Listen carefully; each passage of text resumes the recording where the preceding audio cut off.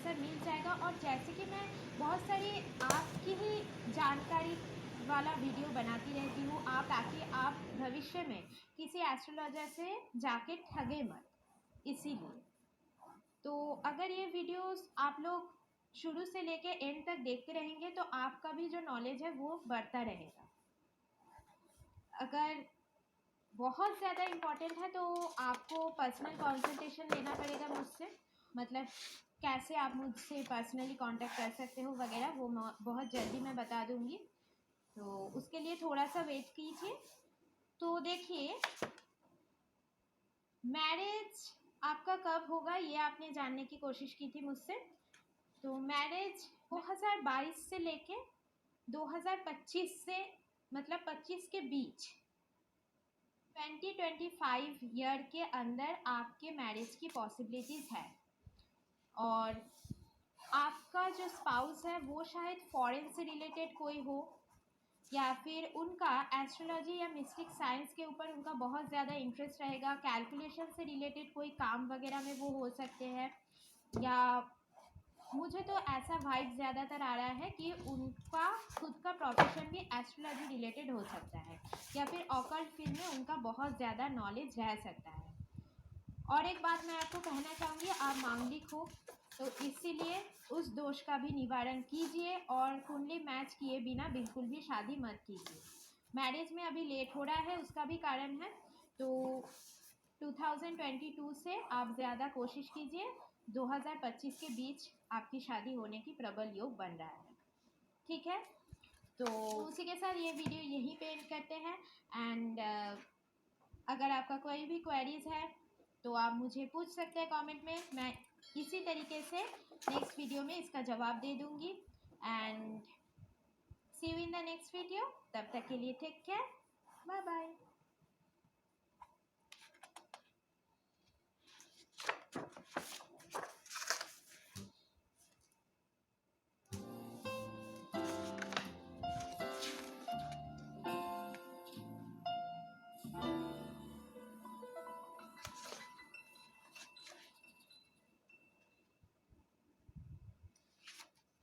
Hello viewers, welcome to Astro Intelligence Video।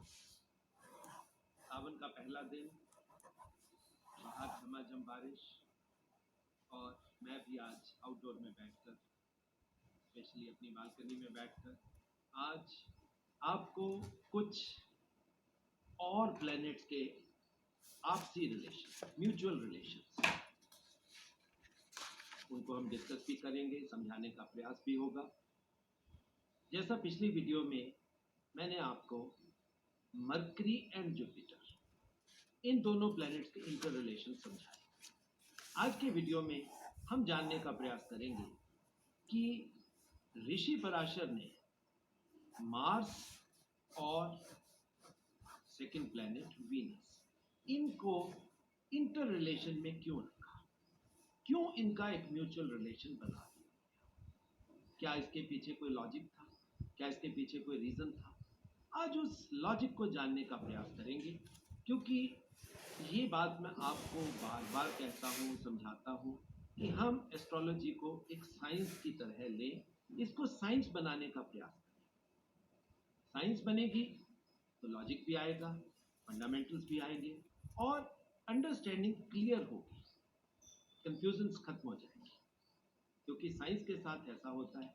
और जब तक बातें शास्त्र की करते हैं तब हम काफ़ी चीज़ों को एज इट इज़, आस्था के नाम पर कह लीजिए या अंडरस्टैंडिंग के नाम पर कह लीजिए, हम उनको मान लेते हैं। हम जानते नहीं या जानने का प्रयास नहीं करते, हम उनको मान लेते हैं। तो आज हम शुरुआत करेंगे मार्स और वीनस का आपसी रिलेशन। सबसे पहले आप इस चीज को समझ लीजिए कि मार्स की लॉर्डशिप में कौन कौन से हाउसेस हैं और वीनस की लॉर्डशिप में कौन कौन से हाउसेस हैं। Mars is the Lord of first and eighth house, and Venus is the Lord of second and seventh. अब आप देखिए, ये यहां पर एक लॉजिकल कह लीजिए खूबसूरत सा एक रिलेशन बनता दिखाई दे रहा है। मार्स के बाद वीनस, और फिर जब ये सर्कल लाइफ का आगे चलता है तो वहां पर वीनस कम्स बिफोर मार्स। इसके पीछे कारण क्या हो, मगर दोनों तरफ एक बात कंफर्म आ रही है। वो क्या आ रही है, दोनों एक दूसरे के ऑपोजिट है, फर्स्ट और सेवंथ में और सेकंड एंड एट्थ। सबसे पहले इनके रिलेशंस आपको हाउसेस तो पता लग गए। अब इनके रिलेशन समझने से पहले हमें थोड़ा सा इन प्लैनेट्स को भी जानना पड़ेगा। ये प्लैनेट्स एक्चुअल में है क्या। जैसा कि मार्स को अगर एक वर्ड में डिफाइन करना हो, हम डिफाइन कर देते हैं कि Mars is a Dzire. Simultaneously Venus यानी शुक्र को डिफाइन करना हो तो हम कहते हैं लग्जरीज, एंजॉयमेंट, प्लेजर्स। बट क्या यही चीजें हैं? क्या ऋषि पराशर ने सिर्फ इन्हीं के ऊपर इनका इंटर रिलेशन बनाया? नहीं, एक्चुअल में कुछ डीप डायमेंशन, कुछ गहराई में जाकर इनको समझना पड़ेगा, तब इनका रिलेशन समझ में आएगा कि फर्स्ट के साथ सेवंथ में वीनस को क्यों रखा और सेकंड के साथ एट्थ में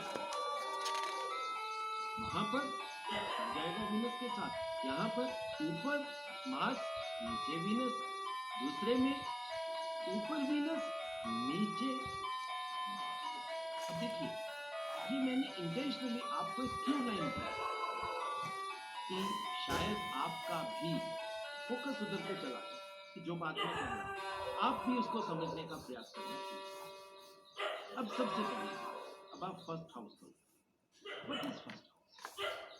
जैसा मैंने एक वीडियो में आपको काल पुरुष की कुंडली का कॉन्सेप्ट समझाया, first house is the house of entry of your body into this life. So first comes the head. अब हेड फर्स्ट हाउस में आ गया, ये आप सब जानते हैं, इसमें कोई मैं आपको नई बात भी नहीं बता रहा हूँ। First house is head. अब सेवंथ हाउस, बहुत सी वीडियोस में मैंने इस बात को क्लियर करने का प्रयास किया, आपको समझाने का प्रयास किया कि सेवंथ हाउस इज द शक्ति स्थाना। सेवंथ हाउस इज द शक्ति स्थाना और the house of strength for first house. Means life को सपोर्ट करने के लिए सेवंथ हाउस की जरूरत पड़ती है। इस लाइफ के प्रोसेस को समझाने के लिए, जैसा मैंने आपसे प्रॉमिस किया हुआ है, we are making efforts to publish a book on this subject. वो काफ़ी काम हो चुका है। जब वो चीज़ें डिटेल में आपके सामने आ जाएंगी तो सारे कॉन्सेप्ट आपको क्लियर हो जाएंगे, मगर फिर भी आज इस वीडियो के माध्यम से कुछ चीज़ें मैं आपको समझाना चाहता हूँ कि first house belongs to Mars and first house is your head portion and seventh house is Venus. Venus को हम स्पाउस का घर भी मानते हैं। अब स्पाउस कौन होती है? Venus is a female.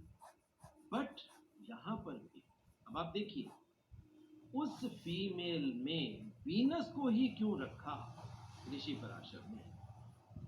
किसी और प्लैनेट को भी रखा जा सकता।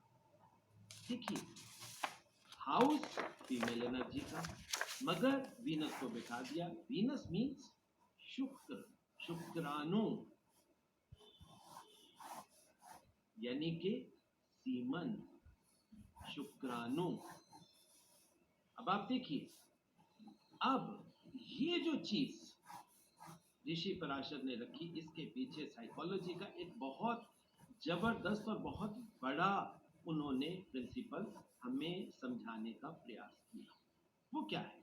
अब आप देखिए, ऑलवेज डिजायर कम्स फर्स्ट। जैसा हम मार्स को एक वर्ड में समझाने का प्रयास करते हैं कि मार्स इज द डिजायर। जब फर्स्ट हाउस में डिजायर आई, और डिजायर कहां पर आई? आपके ब्रेन में आई, आपके हेड में आई, for relation. Seventh house is the house of relation, seventh house is the house of partnership. Means we are having relation with second person, but that seventh house belongs to female. अब आप देखिए, जो mail और female की जो ambiguity, normally लोग इस चीज में कॉन्फ्लिक्ट्स बना लेते हैं, इसको समझने में उनको डिफिकल्टी होती है कि मेल और फीमेल एक ही हाउस में कैसे है। देखिए, seventh house is female house, मगर वहां पर शुक्र या शुक्राणु। अब आप देखिए, that means seventh house is the house of relation, seventh house is the house of, actual word क्या है, partnership and relation with second person, that means female. So यहां पर हम एक चीज को क्लियरली कह भी सकते हैं कि first house is a male house and seventh house is a female house, but female house के साथ रिलेशन कैसे रखा जाएगा, वहां पर रिलेशन में जरूरत किस चीज की पड़ेगी, दैट इज शुक्राणु। अब आप देखिए कैसे ऋषि पराशर ने उस चीज को समझाने का प्रयास किया। अब मैं आपको यहाँ पर थोड़ा सा मेडिकल फैक्ट समझाता हूँ जिससे आपको समझना और आसान हो जाएगा। वो क्या है, अब आप देखिए, हेड इज द प्लेस जहां पर हमारे हार्मोनल सेंटर्स पड़े हैं। एक छोटी सी ग्लैंड होती है which is known as pituitary, जो हमारे यहाँ ब्रेन के अंदर, यहाँ अंदर नीचे की तरफ पड़ी है। अब पिट्यूटरी ग्लैंड ये आपके बॉडी के हार्मोन्स का न्यूक्लियस है, सेंट्रल पॉइंट। यहीं से आपके हार्मोन्स कहाँ से बनने हैं, उन हार्मोन्स ने क्या कार्य करना है, उनको गाइडलाइंस यहीं से मिले। सो अब आप देखिए, ऋषि पराशर ने किस तरह साइंस को भी बीच में इम्बाइब कर दिया, एंड स्पेशली मेडिकल साइंस को। अब आप देखिए, एस्ट्रोलॉजी कितनी बढ़िया साइंस उन्होंने बनाई कि जिसमें उन्होंने हमें ये भी बता दिया कि first house belongs to your head, और उस हेड में हॉर्मोन्स पड़े हैं जहां से आपकी बॉडी का टोटल प्रोसेस निर्धारित होगा। That is the control house of your hormones. Team 11 की और प्राइजेस करोड़ों की, इतना मत सोच, टीम बना। और if desire comes for relation, then second house has to be activated. First house ने कमांड दी, सेवंथ हाउस एक्टिवेट हो गया, सेवंथ हाउस शक्ति स्थान है और वहां पर रिलेशन हैपन्स। अब आप देखिए कितने खूबसूरत तरीके से ऋषि पराशर ने ह्यूमन फिजियोलॉजी यानी कि शारीरिक ज्ञान और ह्यूमन साइकोलॉजी, इन दोनों को कंबाइन कर समझा दिया उन्होंने कि first house and seventh house. Now अब हम थोड़ा सा और आगे चलते हैं। अब सेकेंड एंड एट, अब आप देखिए इन दोनों हाउसेज में भी मार्स और वीनस का ही इंटर रिलेशन है, मगर अब यहां पर हाउस उल्टे हो। Why? There is a logic. हर चीज में दोस्तों आप लॉजिक का इस्तेमाल करें, उसको सोचने और समझने का प्रयास करें लॉजिक के साथ। कि ऋषि पराशर ने अगर पहले हेड को ऊपर रखा और फीमेल को नीचे रखा, ये हमारे ऑर्गन्स भी वैसे ही, इसमें कोई एम्बिग्विटी नहीं, बिल्कुल 100% क्लैरिटी। तो सेकंड हाउस में ये चीज कैसे उल्टी हो गई? देखिए अब यहां पर, अब आप देखिए सेकंड हाउस है क्या। Second house is the house of money, second house is the house of luxuries, that is family income. Family के पास क्या है, फैमिली के पास कौन सी वेल्थ पड़ी, और फैमिली की वेल्थ को इस्तेमाल बच्चा करता है। अब यहां पर, अब आप देखिए वीनस या शुक्र की डायमेंशन ही बदल गई। कहां पे? वीनस वाज शुक्राणु और a female and a female itself. अब यहां पर उसकी अगली डायमेंशन यानी कि that is enjoyment, luxuries, pleasures, wealth, ये चीजें वहां पर आ गई।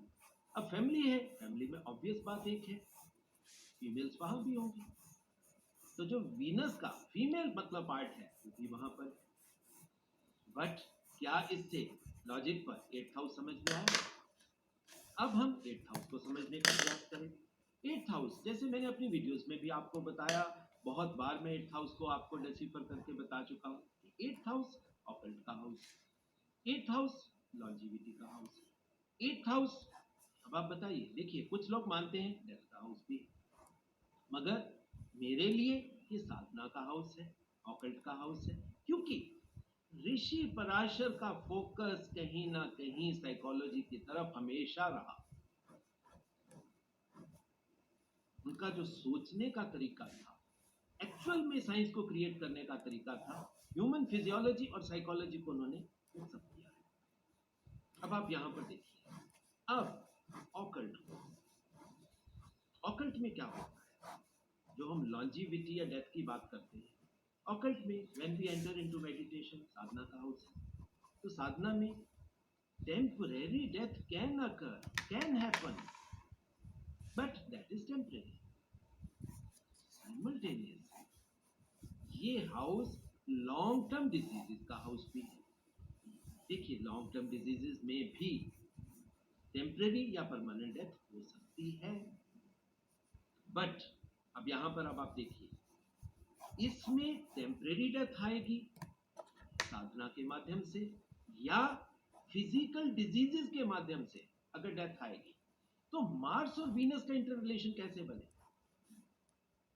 इस चीज को भी समझना है। अब देखिए, अगर फैमिली में एबंडेंट वेल्थ है, बहुत वेल्थ है, किसी चीज की प्रॉब्लम नहीं, नौकर चाकर सब कुछ है, यानी कि वीनस अपने फुल फॉर्म में है, तो होगा क्या, इंसान लेथार्जिक हो जाएगा, लग्जरीज को प्रोन हो जाएगा, और कोई भी आदमी लग्जरीज की इंडल्जेंस में चला जाए, मेहनत करनी छोड़ दे, तो होगा क्या, फिजिकल डिजीजेस।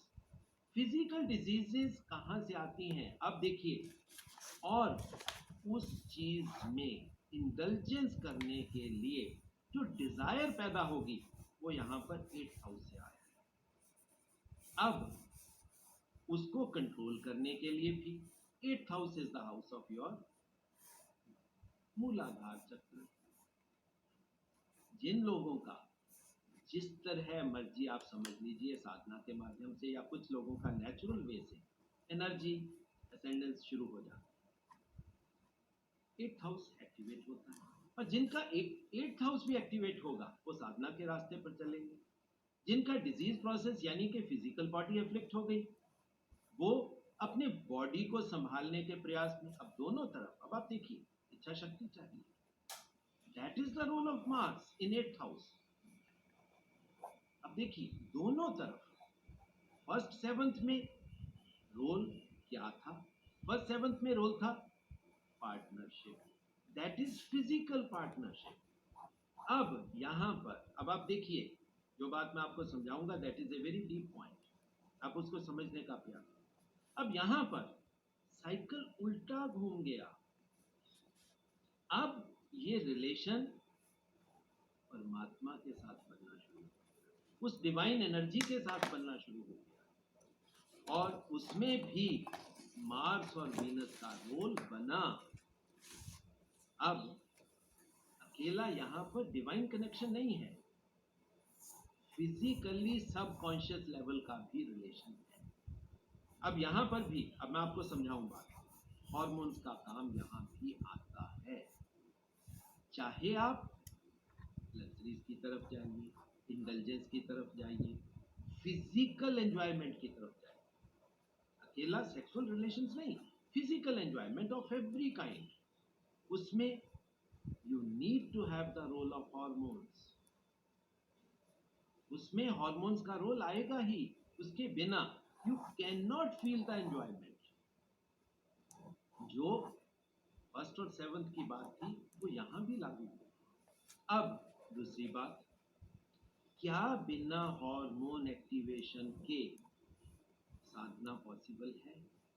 अब आप देखिए, दोनों तरफ, अकेला एक तरफ नहीं, ये चीज दोनों हाउसेस में, फर्स्ट सेवंथ और सेकेंड एट, इसी वजह से ऋषि पराशर ने इन दोनों प्लैनेट्स को एक दूसरे का पूरक प्लैनेट बना दिया। हालांकि अब आप देखिए, ये पिछली वीडियो में भी मैंने ये खूबसूरत चीज आपको समझाने का प्रयास किया था कि चाहे इनके नेचुरल रिलेशंस एनिमिकल हैं, मगर दोनों की मजबूरी है को एग्जिस्ट होने की। दोनों एक दूसरे के बिना संभव ही नहीं है, एक दूसरे के पूरक भी हैं और एक दूसरे को सपोर्ट भी करते हैं। अब आप देखिए यहाँ पर जो ऑपोजिशन का रोल है, पिछली वीडियो में मैंने मरकरी जुपिटर में ऑपोजिशन समझाई थी आपको, उनकी कोएग्जिस्टेंस समझाई थी। यहाँ पर मैं आपको वीनस और मार्स की समझा रहा हूँ। यहाँ पर भी ऑपोजिशन है, एक प्लेनेट डे का है, एक प्लेनेट नाइट का है। हालांकि शुक्र गुरु है, पॉजिटिव चीजें शुक्र के पास बहुत। शुक्र की नॉर्मली बाकी प्लैनेट्स की 2 डायमेंशंस हैं, शुक्र की डायमेंशंस भी 3 है, 3 डायमेंशनल प्लैनेट है और इन तीनों डायमेंशंस के बारे में मैं आपको बता चुका हूँ। अब आप देखिए यहाँ भी ऑपोजिट